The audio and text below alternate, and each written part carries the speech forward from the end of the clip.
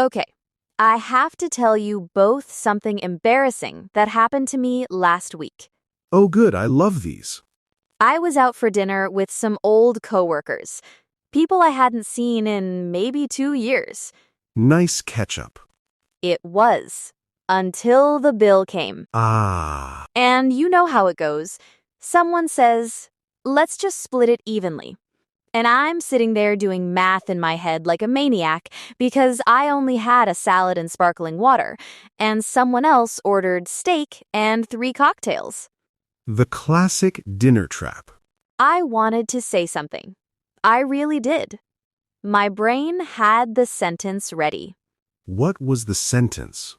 Actually, could we maybe split this based on what we each ordered? Totally normal thing to say. Completely reasonable. But instead, my face went hot, my voice got quiet, and what actually came out was, oh, it's fine, whatever's easiest. Classic. I paid $20 extra for someone else's cocktails because I was too awkward to open my mouth. This is painfully relatable. And afterward, I kept thinking, why is money the one topic that turns adults into nervous teenagers? It really does that to people. So I went home and I actually worked out a little system for myself, something I've started calling the straight number method. Tell us. The idea is simple. Instead of dancing around a number with soft, vague words, you just say the number, calmly, like it's a normal fact, not a confession. So instead of whatever's easiest, You'd say, I had the salad, that's about $15. So I'll cover that plus tip. one clear number. No apology attached. Exactly. No over-explaining, no nervous laugh at the end. I like that already. It sounds so small, but it changes the whole feeling of the sentence. So that's basically today's episode, isn't it? It is. Money conversations, and how to have them without turning into a puddle of nerves. Because honestly, it's not just dinner bills. No, it's asking for a raise, telling a friend you can't afford a trip, or answering how much did that cost, without turning red. Same panic. Different outfits. Exactly, and today, we're breaking that down. A little late for my $20, but perfect timing for next time. And by the end of today, hopefully, you'll have a few sentences ready for your own version of that dinner. Hey there! Welcome back to Speak Unstoppable, English made easier, one honest conversation at a time. I'm John. And I'm Maria, still slightly bitter about those cocktails. Never letting that go, are we? Not for a while. Today's real topic is talking about money in English without your whole body tensing up.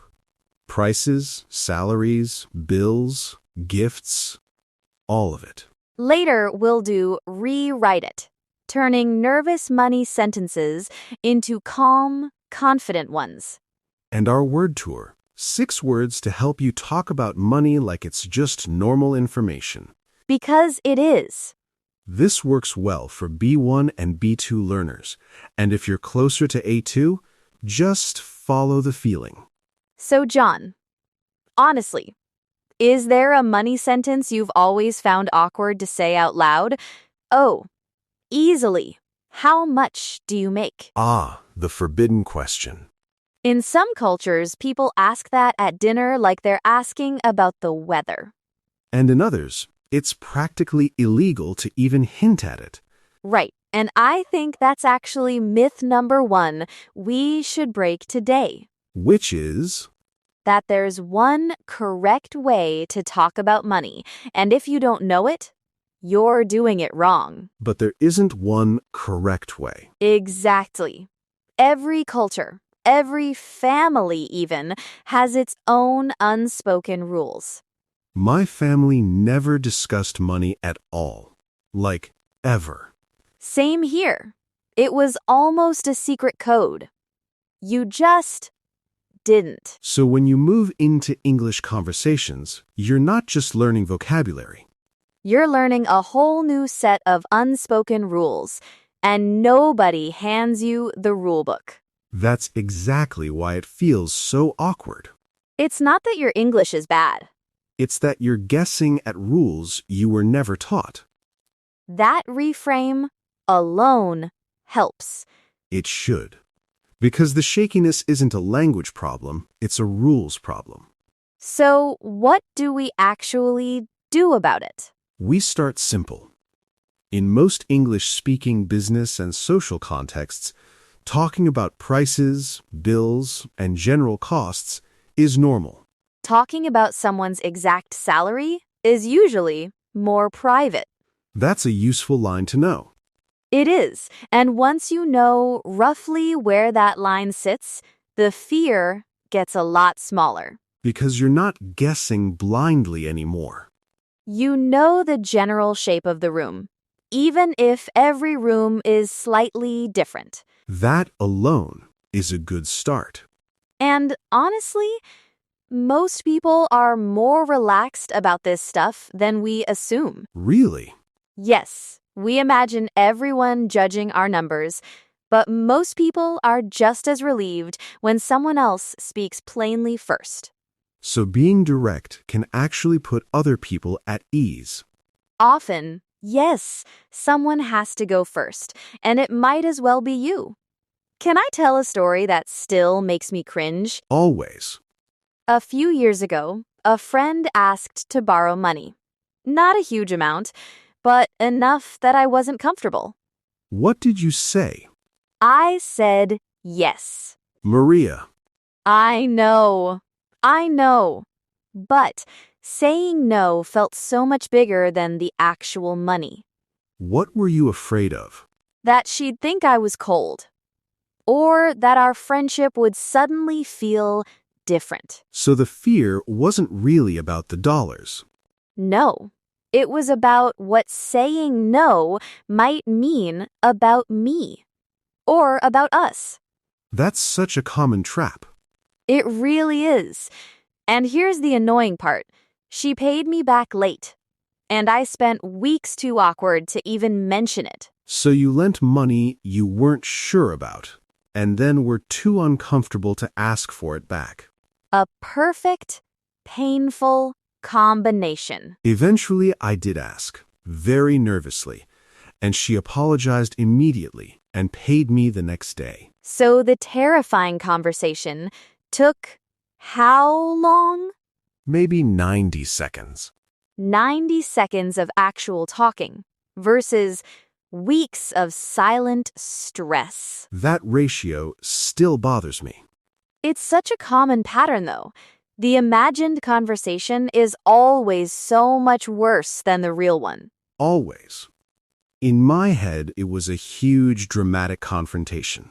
In reality, it was one calm sentence and an apology. So maybe the real lesson isn't be braver. It's the conversation is smaller than the fear around it. I think about that a lot now, actually. Does it help? It does. Whenever I feel that tight, nervous feeling before a money conversation, I try to remember those 90 seconds. The gap between the imagined version and the real one. Exactly. And reminding myself of that gap makes it easier to just start talking. It's a small trick, but it works more often than I expected. I think part of the problem is how we picture money conversations in our heads. How do you mean? We imagine them as confrontations, like someone's attacking and we're defending. Right. It feels like a courtroom. Exactly. But most money conversations are just logistics. Logistics? Yes. Who pays for what, when, and how much? That's it.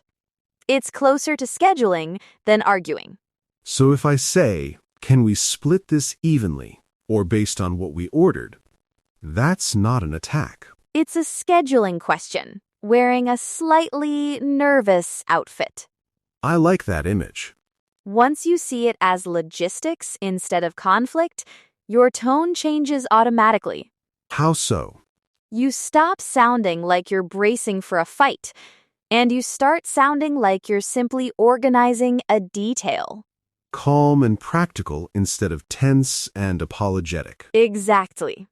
And people generally respond to your tone before they respond to your words. So if I sound calm, they usually stay calm too. Usually, yes, tension is contagious, but so is calm. That's actually reassuring. It should be, because it means you have more control over these conversations than it feels like in the moment. The number doesn't decide the mood. Your delivery does. That's a much lighter way to carry it. And it works with prices too, not just splitting bills. Meaning, If a price feels too high, you don't need a dramatic speech. you just say it plainly. That's a bit outside my budget right now. No apology, no long explanation. Just information, calmly delivered. One clear sentence instead of 5 nervous ones. Exactly. And that's really the whole shift we're talking about today. So let's actually build this out. The straight number method from earlier. Right. Remind everyone quickly. Instead of soft, vague phrases, you say the actual number calmly, like a plain fact. Give us an example beyond dinner. Sure. Someone asks what you paid for your new laptop. The nervous version is, it wasn't cheap. Kind of a lot, honestly. Vague and slightly panicked. The straight number version is, it was around $900. Just the number. Just the number, said the way you'd say the time or the weather. No hiding. No over-explaining. Right, and it works the other way too. If someone asks you to pay more than feels fair, Give me that version. I'm happy to cover my part. That's about $20. Clear number. Clear boundary. No drama. And here's the part people miss. You don't need extra justification attached to the number. Meaning, don't add a paragraph of excuses after it. Exactly. The number is already a complete sentence. It was around $900. Full stop. Not it was around $900 because I really needed it and I know that sounds like a lot, but Nobody needs that ending. the number alone is enough information. So step 1. Notice the vague sentence forming. Step 2. Replace it with a calm, specific number. Step 3. Stop talking. That last step might be the hardest one, honestly. It really is. Our instinct is always to fill the silence. With apologies, with explanations, with extra reassurance nobody asked for. And every extra sentence usually makes the number sound less confident, not more. So less really is more here.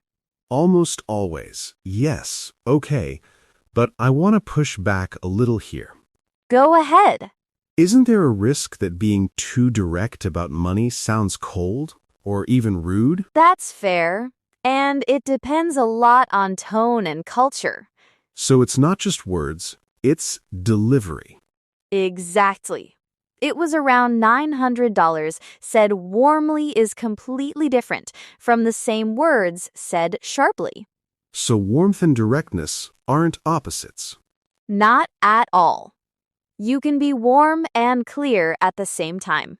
Give me an example of that combination. Honestly, that's a bit more than I can spend right now, but thank you for thinking of me. Clear boundary, still kind.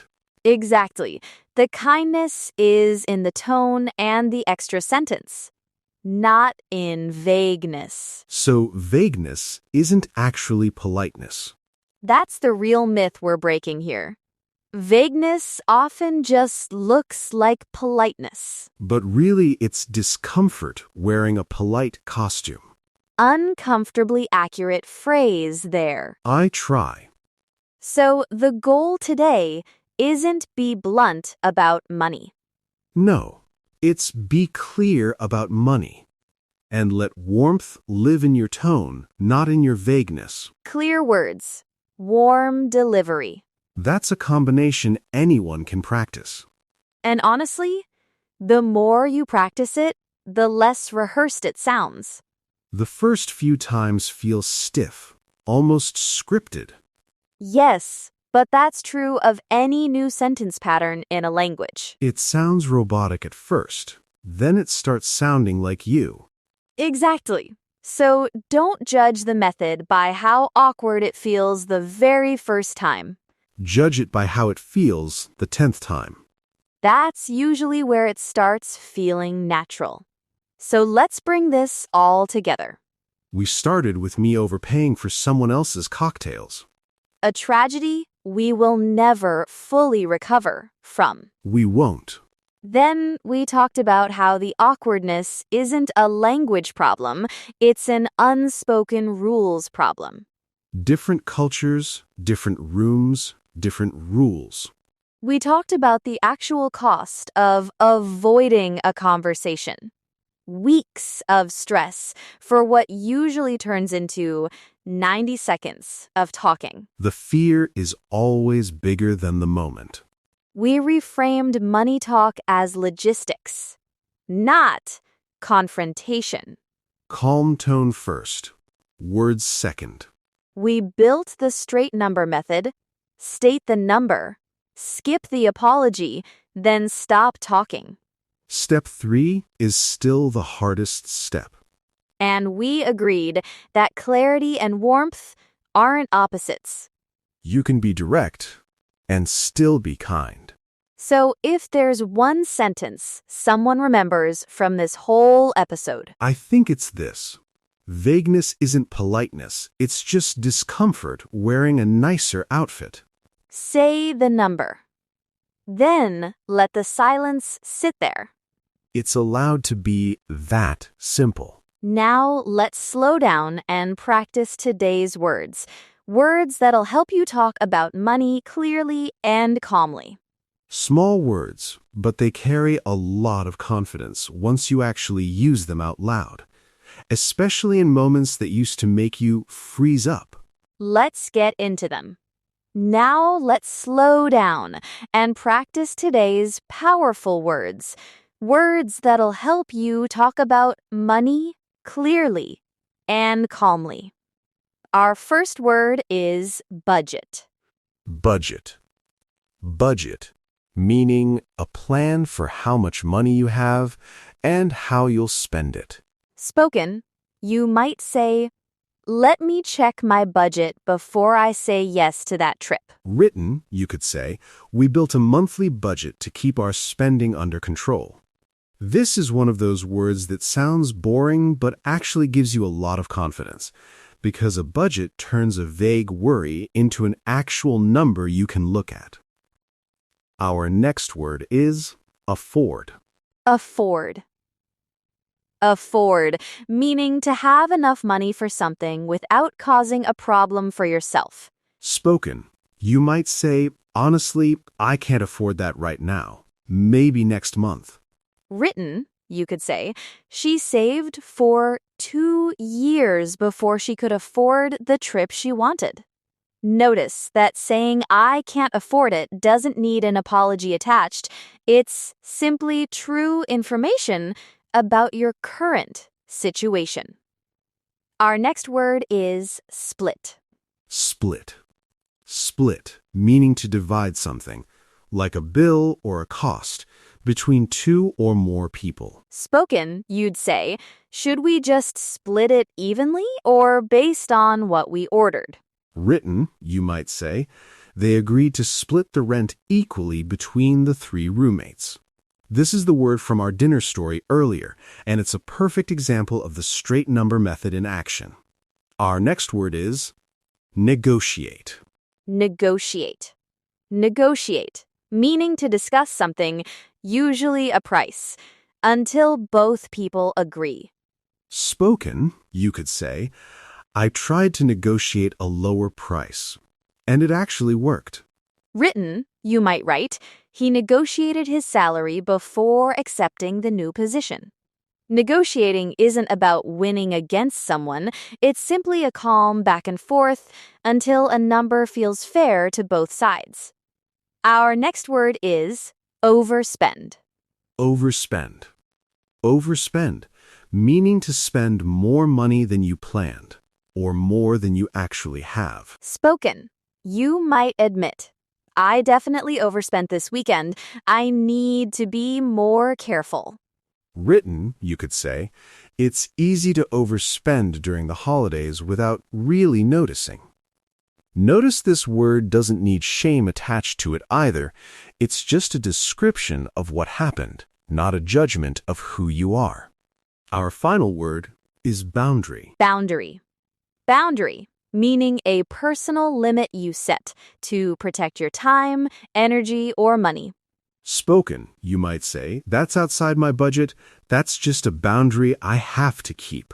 Written, you could say, setting a clear financial boundary helped her stop feeling guilty about saying no. A boundary isn't a wall you build to keep people out. It's more like a fence that simply marks where your space ends and someone else's begins. Those were today's powerful words.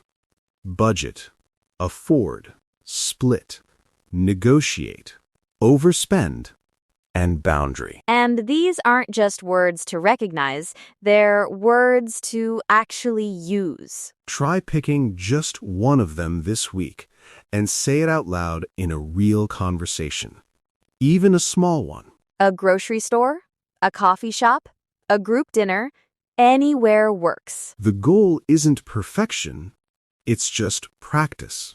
And you might notice something interesting once you start. What's that? These words don't just describe money, they describe confidence too. Budget, afford, split, negotiate, overspend, boundary. Each one turns a fuzzy, nervous feeling into a clear, specific idea. And clear ideas are so much easier to say out loud than vague ones. Exactly. Vague feelings are heavy, but a specific word is light enough to just hand over in a sentence. That's a nice way to think about it. So next time money comes up, reach for one of these instead of a nervous laugh.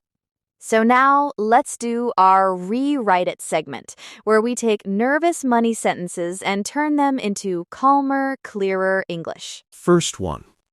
I don't know, whatever's easiest. I don't want to make things awkward. That's basically me at every dinner, ever. The calmer version, I had the salad, so I'll cover that, plus tip. Straight number, no apology attached. Second one. It wasn't cheap, kind of a lot. Honestly, I don't really want to say. The rewrite, it was around $900. Just the fact, said plainly. Third one, I probably shouldn't have said yes to lending that, but I felt bad saying no. The upgrade. I'm not comfortable lending money right now, but thank you for asking me. Kind and clear at the same time. Fourth one. That price is honestly a bit much for me. Sorry, I know that's probably rude. Better version, that's a bit outside my budget right now. No apology needed. That's just a boundary. Fifth one, I really can't afford this. I feel embarrassed even saying that out loud. The calmer rewrite. I can't afford that right now. Maybe another time. Said like a simple fact, not a confession. Sixth and final one. I probably overspent again. I'm terrible with money. I always mess this up. The rewrite? I overspent a bit this month, so I'm adjusting my budget for next month. Still honest, but without the harsh judgment attached. Notice something about every single rewrite. What's that? None of them are colder. No, they're actually warmer because they're calmer. The nervous version sounds like you're bracing for an attack. The calm version sounds like you already know you're allowed to say this. That's really the whole shift, isn't it? It is. Same information, completely different feeling behind it. And I think that's worth repeating, because it's easy to assume clarity equals coldness. It really doesn't. If anything, vagueness creates more tension, because the other person is left guessing what you actually mean. A clear sentence removes that guessing game for everyone involved. So being direct is almost a kindness. It is. You're giving people accurate information instead of a puzzle to solve. And once you practice these calmer versions a few times, they stop feeling like a script. They start feeling like your normal voice. That's really the goal here. Not memorized lines, just a steadier way of saying true things. So if you only remember one thing from this whole segment, Let it be this. Say the number, skip the apology, and let the sentence stand on its own. So let's bring today's lesson home. money conversations aren't actually about confrontation. They're about logistics said calmly. And vagueness isn't politeness, it's just discomfort, wearing a nicer outfit. Here's your practice challenge for this week. Try saying one clear, specific number out loud in a real conversation. No apology attached. It could be splitting a bill, naming a price, or just answering how much was that. Honestly, Then come tell us how it went in the comments below. we genuinely want to know. Did it feel as scary as you expected? Or smaller than you thought? If this episode helped you even a little, hit subscribe so you don't miss the next one. And check out our next video for more practice with real, natural English. Thank you for spending this time with us today. Keep practicing and keep talking, even when it feels a little awkward at first. Every calm sentence gets a little easier than the one before it. Bye for now.